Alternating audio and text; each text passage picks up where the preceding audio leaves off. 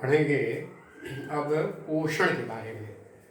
अभी तो हम लोग श्वसन जो जैविक क्रिया है, फिजियोलॉजिकल प्रोसेस है, पोषण भी एक फिजियोलॉजिकल प्रोसेस है। न्यूट्रिशन अंग्रेजी शब्द है इसका, यहाँ लिखा हुआ है न्यूट्रिशन, यानी हुआ NUTRI, न्यूट्रिशन। देखो NUTRI न्यूट्रिशन, पोषण। सजीव अपनी दैनिक जीवन क्रिया चलाने के लिए विभिन्न प्रकार के पदार्थों को ग्रहण करता है और उन पदार्थों को शरीर में समुचित रूप से उसका उपयोग करता है, और समुचित उपयोगिता का होना ही पोषण कहलाता है। सजीवों द्वारा आवश्यक पोषक पदार्थों को ग्रहण करके शरीर में उसकी समुचित उपयोगिता का करना ही पोषण है, अथवा सजीवों द्वारा स्वनिर्मित यानी संश्लेषण, जैसे पौधा प्रकाश संश्लेषण करता है तो स्वनिर्मित, अपने से निर्मित करता है, निर्माण करता है भोजन। सजीवों द्वारा स्वनिर्मित अथवा ग्रहण किए गए भोज्य पदार्थों को विभिन्न क्रियाओं जैसे पाचन, अवशोषण, स्वांगीकरण और अपच का बहिष्करण की सम्मिलित क्रिया को ही पोषण कहते हैं। एक साथ मिलाकर पोषण कोई सिंगल क्रिया नहीं है, पोषण कई क्रियाओं का सम्मिलित रूप है। पोषण के अंतर्गत स्वयं निर्माण हो रहा है, हरा पौधा है तो प्रकाश संश्लेषण कर रहा है, रासायनिक संश्लेषण भी कुछ सजीव करते हैं, कीमोसिंथेसिस उसको कहते हैं, फोटोसिंथेसिस, कीमोसिंथेसिस, रासायनिक संश्लेषण भी होता है। तो सजीव द्वारा स्वनिर्मित अथवा ग्रहण किए गए भोज्य पदार्थों का पाचन, अवशोषण, स्वांगीकरण, अपच का बहिष्करण की सम्मिलित क्रिया पोषण कहलाती है। अथवा सजीव आवश्यक पोषक पदार्थों को ग्रहण करके अपने शरीर में उचित वृद्धि, रोगों से क्षमता बनाए रखने के लिए और मेटाबॉलिक क्रियाओं के संचालन के लिए, जैविक क्रियाओं के लिए उन पोषक पदार्थों का समुचित उपयोग करता है, तो समुचित उपयोगिता का होना ही पोषण कहलाता है। इसको चाहो तो इंग्लिश में कर सकते हो convert. Nutrition the combination of processes, कई क्रियाओं का कॉम्बिनेशन, समूह, combination of process by which living organism, सजीव, रिसीव्स ग्रहण करता है, एंड यूटिलाइज उपयोग में लाता है, the material necessary for its growth and renewal of its components, that is known as nutrition. पोषण की क्रिया पौधे और जंतु दोनों में होती है, लेकिन जो क्रिया हम पढ़ते हैं, जिस प्रकाश संश्लेषण पढ़े तो उसका क्या महत्व है, श्वसन पढ़े तो उसका क्या महत्व है, उसी तरह से पोषण पढ़े तो इसका क्या महत्व है, पोषण क्रिया क्यों जरूरी है। पोषण क्रिया ऊर्जा के लिए जरूरी है।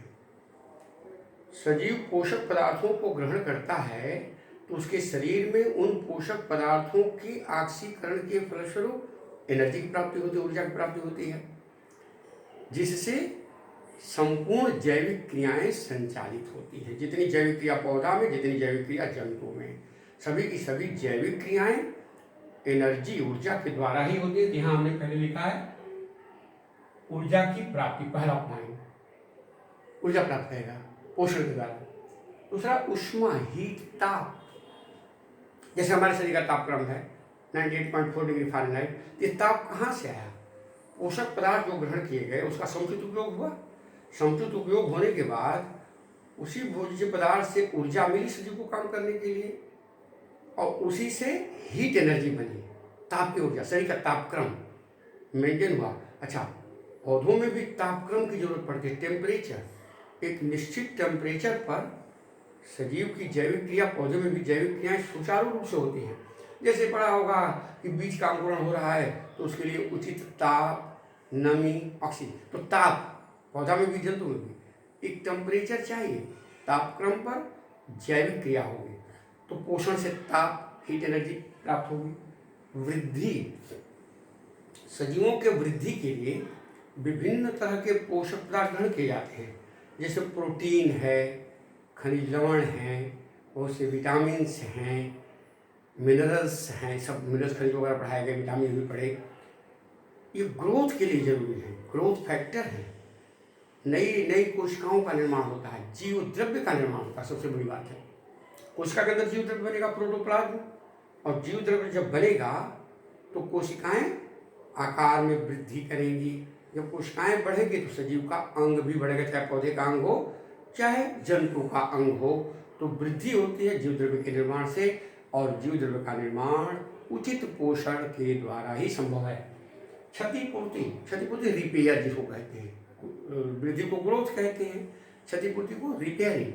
कोई अंग कट जाए, जैसे पौधे में कहीं काट करके कोई अंग निकाल दिया गया, देखा गया कि धीरे धीरे वो घाव भर गया। तो पोषण, जब उचित पोषण मिलेगा, अगर पोषण नहीं मिलता तो कुपोषण हो जाएगा। न्यूट्रिशन एक मॉल न्यूट्रिशन अगर हो जाता है, कुपोषण का शिकार व्यक्ति हो जाता है, तरह तरह की बीमारियां हो जाती हैं। तो इसलिए क्षतिपूर्ति, रोगों से रक्षा, प्रोटेक्शन फ्रॉम डिजीजेज, विभिन्न तरह के रोगों से शरीर में लड़ने की क्षमता होती है। अगर व्यक्ति को सही पोषण मिलता है ना, तो उसको बीमारियां कम होती हैं। बहुत सी बीमारियां, जैसे हमने पढ़ा था, विटामिन ए कम हो गई, तो विटामिन भी तो पोषण है, भोजन का एक अवयव है। तो विटामिन ए कम हो गई तो नाइट ब्लाइंड, धतौती का एक रोग हो गया, बीमारी हो गई। ऑस्टियोमलेशिया, रिकेट, विटामिन डी कम हो गई तो हो गया। हिमरेज हो गया, विटामिन के कम हो गया तो हो गया। एनीमिया रोग हो गया, विटामिन बी कम्प्लेक्स कम, ये तमाम रोग हो रहे हैं। प्रोटीन कम हो गया तो मेरास्मस डिजीज हो गई, क्वाशियरकोट बीमारी बच्चों में हो गई, एकदम पेट निकल जाएगा, दुबला पतला हो जाएगा। कहने का मतलब है कि ये पोषण के द्वारा विभिन्न रोगों से लड़ने की क्षमता सजीव के शरीर में आती है। इस तरह से पोषण का महत्व हो गया। अब पोषण के प्रकार, टाइप्स ऑफ न्यूट्रिशन, पोषण के प्रकार। पोषण दो तरह का हम पढ़ेंगे, हम पौधों में पोषण, जंतुओं में पोषण। दो तरह का पोषण होगा, पौधों में पोषण, जंतुओं में पोषण। हेलोफिटिक न्यूट्रिशन, होलोजोइक, होलोफिटिक, होलोजोइक, हेलो नहीं, होलोफिटिक और होलोजोइक न्यूट्रिशन। वानस्पतिक पोषण, जानत्विक पोषण, दो तरह का पोषण। यहाँ हम पौधों में पहले पोषण पढ़ लें। पहला पोषण हम पढ़ें, देखो हमने यहाँ लिख दिया, पौधों में पोषण एक नंबर, जंतुओं में पोषण। पोषण का प्रकार यहाँ हो गया। अब हम पोषण पहले पौधों में पढ़ लें। पौधों में पोषण की क्रिया, पहला पोषण होगा पौधों में पोषण, प्लांट न्यूट्रिशन। पौधों में पोषण, प्लांट न्यूट्रिशन, होलोफिटिक न्यूट्रिशन भी कहते हैं। होलोफिटिक पौधों में होने वाला पोषण, होलोजोइक जंतुओं में होने वाला पोषण होता है। जानत्विक पोषण, वनस्पतिक पोषण। पौधे, कुछ पौधे तो जो हरे रंग के हैं, क्लोरोफिल जिसमें है, अपने भोज्य पदार्थ का स्वयं निर्माण करते हैं, तो अपना भोजन निर्माण कर लेंगे। कुछ पौधे ऐसे हैं जो विभिन्न विधियों से अपना पोषण प्राप्त करेंगे। इसलिए पौधों में दो तरह का पोषण होगा, एक होगा स्वपोषित पोषण, एक होगा पर पोषित पोषण या विविध पोषित पोषण। पोषित शब्द है, ऑटोट्रॉफिक न्यूट्रिशन, या उसको कह सकते हो अंग्रेजी में ऑटोफिटिक न्यूट्रिशन, और हेट्रोट्रॉफिक या हेट्रोफिटिक न्यूट्रिशन। दो तरह का पोषण यहाँ होगा, स्वपोषित पोषण, ऑटोट्रॉफिक न्यूट्रिशन, पर पोषित या विविध पोषित पोषण, हेट्रोट्रॉफिक या हेट्रोफिटिक न्यूट्रिशन। स्वपोषित पोषण सब जैसा है, ऑटो माने होता है स्व, फिटिक पौधा के लिए फाइट शब्द का प्रयोग किया जाता है। स्वपोषित पोषण, पोषण की वह क्रिया जिसमें पौधे अपने भोज्य पदार्थों का स्वयं निर्माण करके स्वयं अपना उससे पोषण करते हैं। निर्माण करना पोषण नहीं हुआ, भोज्य पदार्थ का निर्माण करना तो प्रकाश संश्लेषण हुआ। भोज्य पदार्थों का निर्माण करके उसका अपने शरीर में विभिन्न विधियों से उपयोग में भी लाते हैं, और जो जमा रहता है उसको हम लोग खा करके पौधों को अपने उपयोग में लाते हैं। तो पौधा भोजन अपना निर्माण करता है तो अपने उससे अपना पोषण भी करता है। अपनी वृद्धि है, अपने कटे फुटे अंगों की मरम्मत करना उसको है, उसको ग्रोथ करना है, टेम्परेचर उसको चाहिए, पोषण से बहुत कुछ मिलता है। तो इस तरह से पोषण का जो महत्व मैंने बताया, पौधा भी अपने, जब वे सभी पौधे जो अपने भोज्य पदार्थ का स्वयं निर्माण करके अपना पोषण करते हैं, उस प्रकार के पोषण को हम स्वपोषित पोषण कहते हैं। जैसे सभी हरे पेड़ पौधे, लेकिन स्वपोषित पोषण दो तरह से होगा। एक होगा प्रकाश संश्लेषण, एक होगा रासायनिक संश्लेषण। यहाँ में दो लिखा है, एक है प्रकाश संश्लेषण, एक है रासायनिक संश्लेषण। प्रकाश संश्लेषण जैसा पढ़े कि जितने हरे पेड़ पौधे हैं, क्लोरोफिल युक्त पौधे हैं, उनके क्लोरोफिल युक्त कोशिकाओं में सूर्य की प्रकाशीय ऊर्जा को पौधा लेकर के कार्बन डाइऑक्साइड और जल की सहायता से ग्लूकोज कार्बोहाइड्रेट निर्माण करता है, उसी से प्रोटीन का भी निर्माण करता है, उसी से लिपिड वसा का भी निर्माण करता है। इन पदार्थों को लेकर के तो निर्माण करके और अपने शरीर का उचित पोषण करता है। लेकिन कीमोसिंथेसिस, कुछ बैक्टीरिया जैसे सल्फर बैक्टीरिया है, नाइट्रोबैक्टर है, नाइट्रोबैक्टर, ये जमीन के अंदर पाए जाते हैं। वो रासायनिक पदार्थों से लेकर के, रासायनिक पदार्थों के द्वारा उनसे ऊर्जा को प्राप्त करते रहते हैं, तो पोषण अपना करते रहते हैं। तो उसको हम कहते हैं रासायनिक संश्लेषण, रासायनिक कीमो ऑटोट्रॉफिक। देखो यहाँ शब्द हो जाएगा, फोटो ऑटोट्रॉफिक। ऑटोट्रॉफिक हुआ अंग्रेजी में, ऑटोट्रॉफिक यहाँ सब लिखा हुआ, ऑटोट्रॉफिक न्यूट्रिशन, ये हो जाएगा फोटो ऑटोट्रॉफिक या फोटोसिंथेटिक ऑटोट्रॉफिक, ये हुआ माने प्रकाश संश्लेषी स्वपोषी पौधा।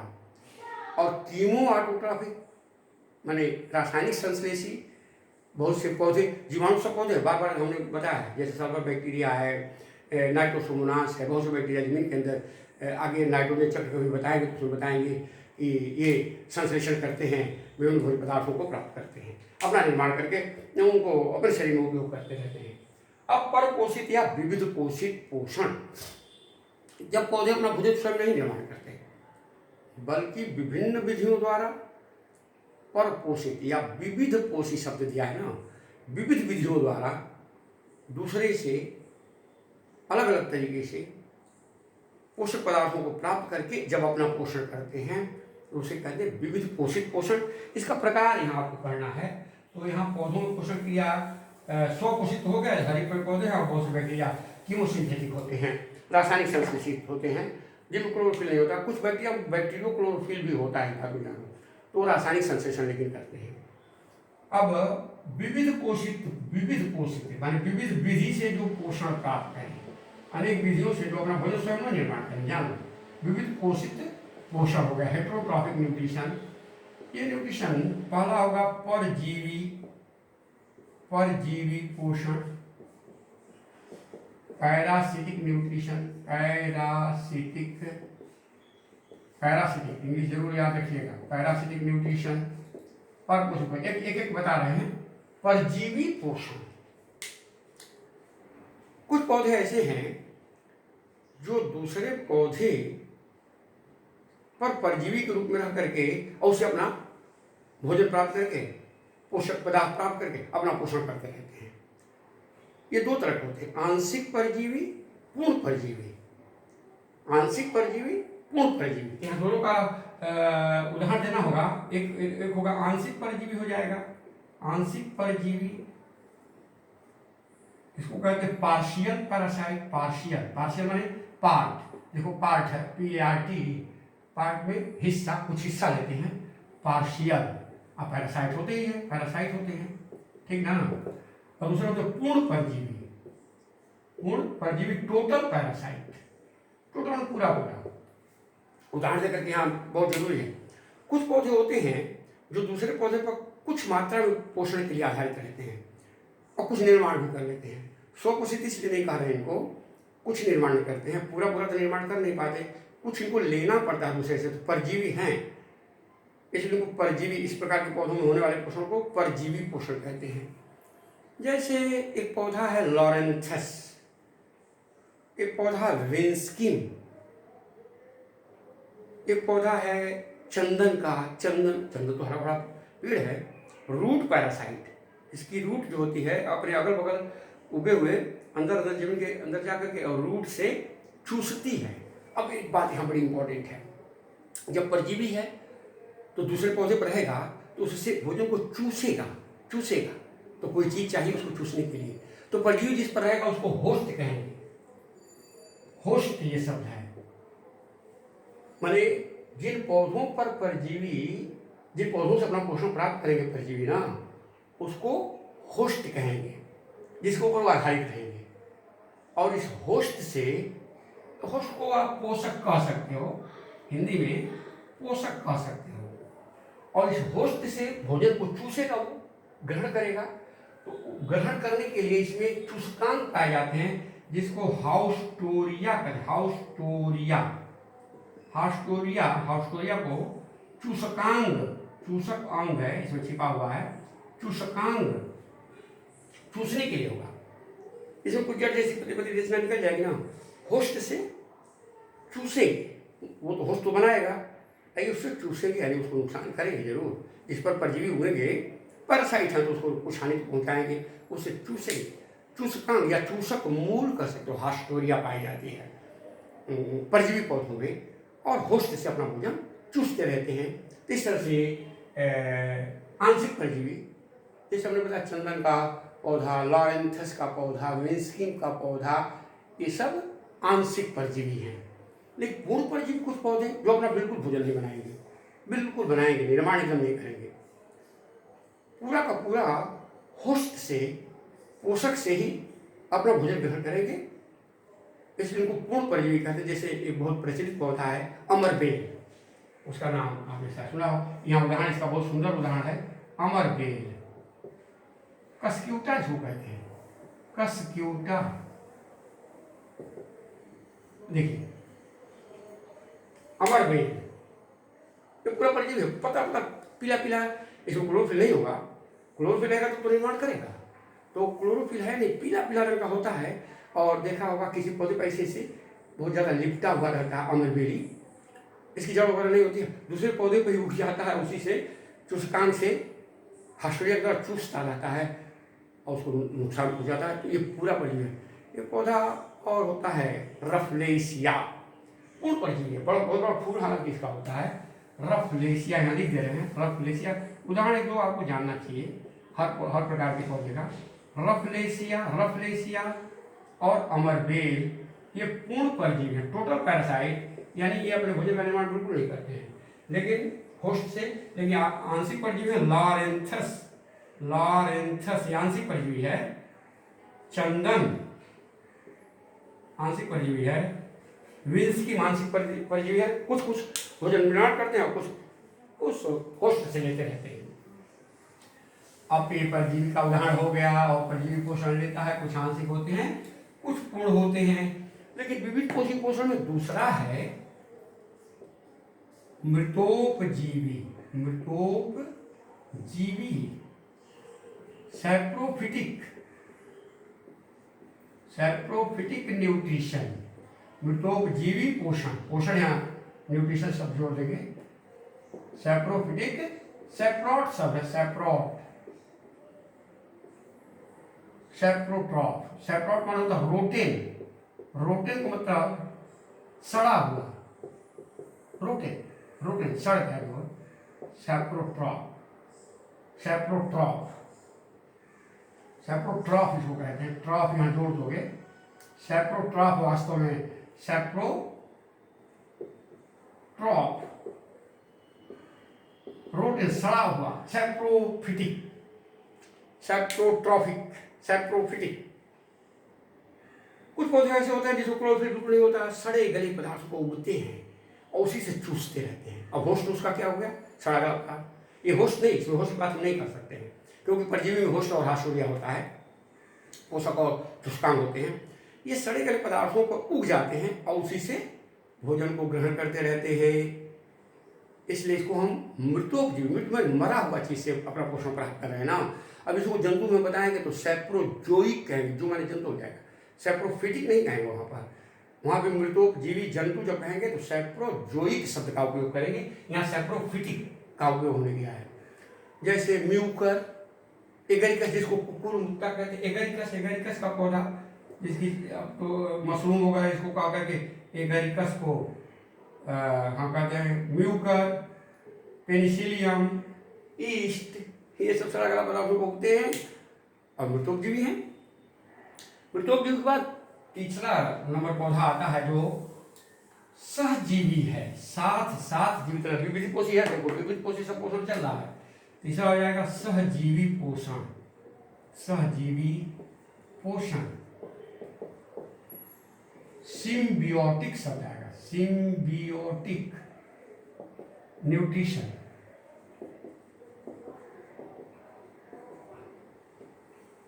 जितनी हेडिंग है जरूर से जरूर इसकी इंग्लिश पढ़ोगे, साइंस है। सहजीवी शब्द ही लग रहा है, साथ साथ जीवित रहना। इसमें क्या होता है कि जब दो असमान जीवधारी, जब दो असमान पौधे, पौधे में हम पोषण पढ़ रहे हैं इसलिए पौधे की बात करेंगे, दो असमान पौधे, समान नहीं हो सकते, असमान पौधे अपने पोषण के लिए एक दूसरे पर समान रूप से आधारित रहते हैं और दोनों एक दूसरे को लाभ पहुंचाते हैं, ये बात है।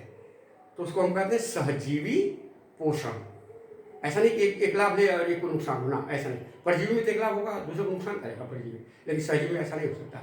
सहजीवी दोनों एक साथ असमान होंगे लेकिन दोनों एक दूसरे को लाभ पहुंचाते हुए अपना पोषण प्राप्त करते हैं, तो उसको हम कहते हैं सहजीवी पोषण। जैसे ये बहुत सुंदर इसका उदाहरण बार बार आता है, आगे भी आपके क्लास में भी जाओगे तो ये उदाहरण आएगा, राइजोबियम। हमने कहा कि पौधा एक जीवाणु है, राइजोबियम जीवाणु।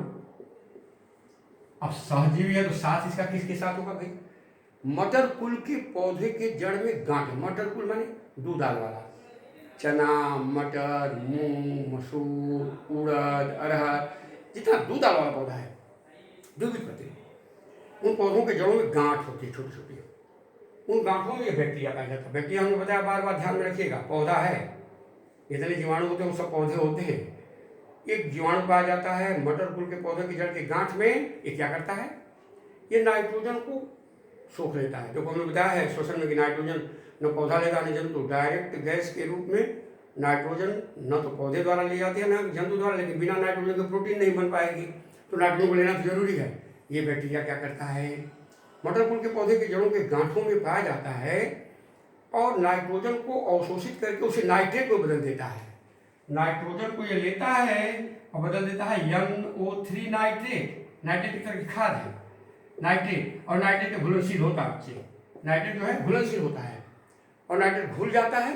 नाइट्रोजन गैस नहीं घुलती, इसलिए अवशोषित नहीं होती। अवशोषण के लिए घुलना चाहिए पहले, इसलिए भोजन पाचन में बताएंगे तो उसको खोला जाएगा, घुलनशील अवस्था में बदल दिया जाएगा, तब उसका एब्जॉर्प्शन होगा, अवशोषण।